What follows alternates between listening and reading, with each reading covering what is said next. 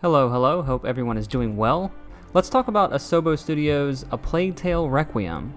This is the sequel to 2019's A Plague Tale Innocence. I played through that game a couple years ago and I loved it. I thought it was a massive achievement for being a AA title. These games focus heavily upon storytelling and stealth-oriented gameplay. It's what this series is known for and something it prides itself on. Requiem was released in October of 2022, and I've been able to play through most of the story. It takes place 6 months after the events of the first game as you play through the third-person adventure as Amecia. You venture through southern France alongside Lucas as you try to help Hugo cure his blood disease. I will say this first, if you've played the first game, you've already played Requiem, and that's not a bad thing.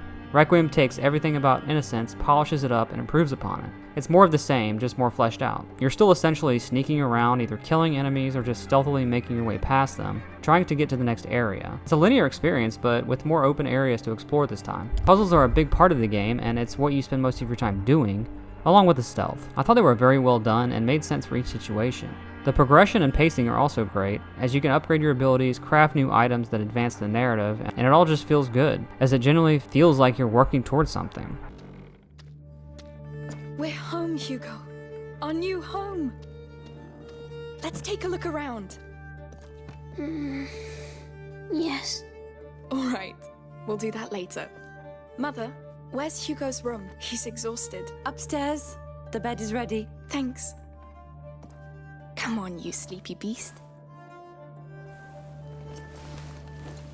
Another thing about this game I want to mention is the length. A lot of people are actually complaining about it. If you look at how long to beat, it says it takes around 20 hours to complete it. That's a mix of finishing the story and also getting 100%. That number is nearly double of the first game, which clocked in at around 12 hours. So that tells you a lot. Now when you think of this in the way that it's almost the same game as far as mechanics and gameplay, some may have good reason to complain about it. If you barely got through Innocence and were sick of it by the end, you'll definitely be sick of this one at hour 20. Come on, good people! I've got all the poultry you could ever want! Pork, to roast, to boil, tastiest meat in the world. Looks tasty for sure. Ah, don't listen to that liar. We all know how dirty his pigs are. And mind your chickens, you loudmouth prick.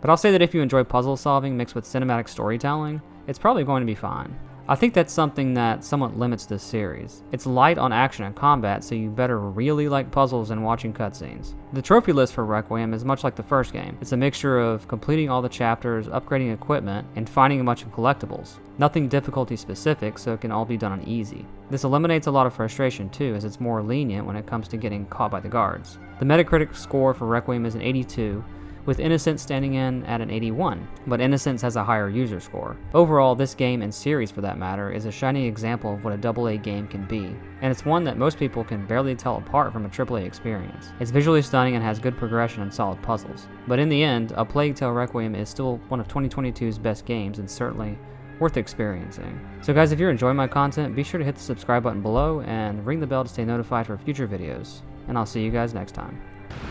Hey, sailor. Still at your post. Anything to report? An island, maybe? Not yet. But it's so beautiful. The colors keep changing, and I've seen huge fishes, maybe a dolphin. That's great.